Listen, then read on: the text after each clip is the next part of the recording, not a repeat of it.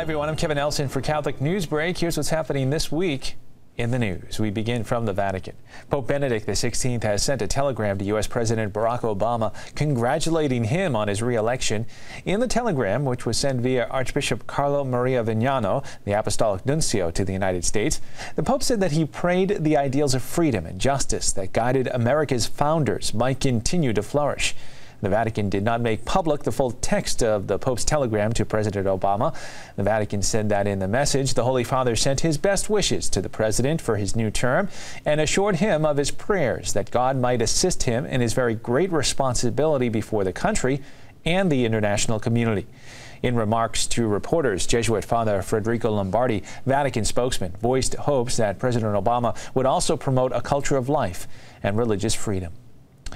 In news now from around the world, a Mass in honor of the newly canonized Saint Kateri Tekakwitha was held in Montreal recently. Catholic News Service has more now from St. Joseph's Oratory in Montreal. A Mass of Thanksgiving for Saint Kateri Tekakwitha was celebrated in Montreal on Sunday.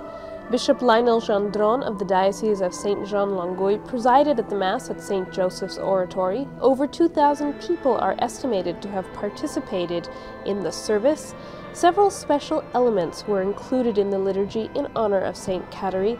A traditional Mohawk purification rite accompanied the penitential rite, and readings in the Mohawk language were included in the Mass. I'm from Montreal. I'm a Montrealer, and I grew up knowing about Kateri right from my childhood, right? So for me, and I live in Montreal, and Kahnawake is just out of Montreal, right? So it's not for me a surprise or all quite a novelty.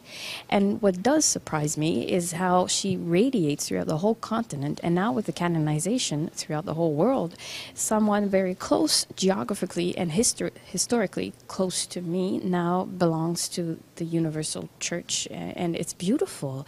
I'm very happy today because there are a lot of people, of the American people and then Canadian people and then all the believers, and then there are some non-believers also.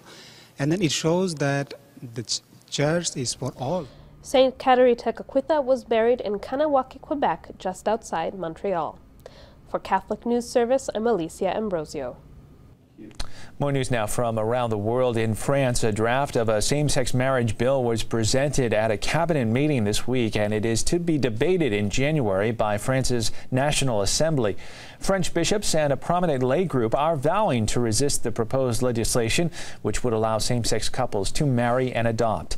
Cardinal André Vintroy, president of the French Bishops' Conference, said that denouncing same-sex marriage does not prevent them from understanding the need homosexuals feel for recognition, a need the cardinal said that this supposed marriage will not satisfy.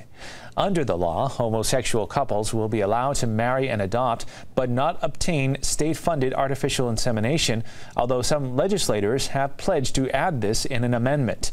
The cardinal also criticized government plans to remove the words father and mother from future wedding ceremonies and marriage documents.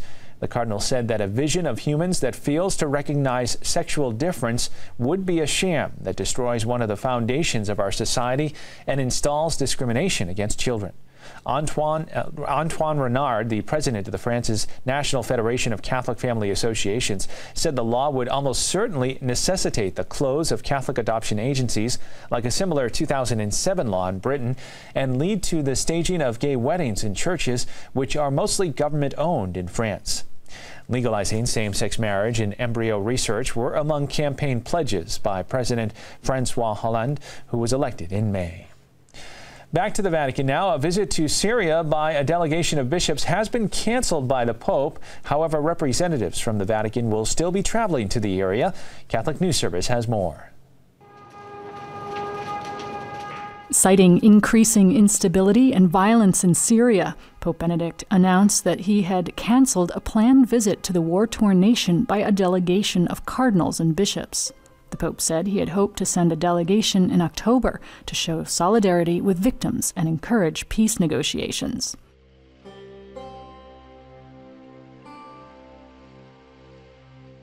Instead, the Pope said he has sent a smaller group led by Cardinal Robert Sarah to Lebanon. He'll deliver a $1 million donation and seek ways to improve the Church's humanitarian response to the Syrian crisis. And finally in the news, at the polls this past week, voters in the states of Maine, Washington State, and Maryland approved ballot measures legalizing same-sex marriage. In Minnesota, voters rejected a state constitutional amendment to define marriage as only a union between a man and a woman. Catholic bishops in each of those states had been urging voters to uphold the traditional definition of marriage between one man and one woman and warned that religious liberties could be threatened by legalizing same-sex marriage. Maryland and Washington voters upheld laws permitting same-sex marriage that were passed earlier in the year by their legislatures and signed by their governors, but challenged in the referendum process. Across the country, 30 other states have passed laws prohibiting same-sex marriages. Previously, 6 states and the District of Columbia had allowed same-sex marriages through legislative action and court rulings. Maine's approval of the referendum authorizing same-sex marriage reverses a 2009 referendum banning such unions.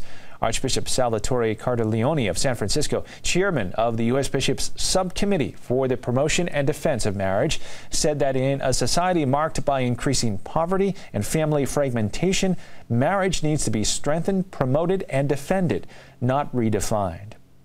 And that is all the information we have for you this time. Please stay with Catholic TV for more Catholic news. Until then, I'm Kevin Nelson, and I'll see you next time on Catholic Newsbreak.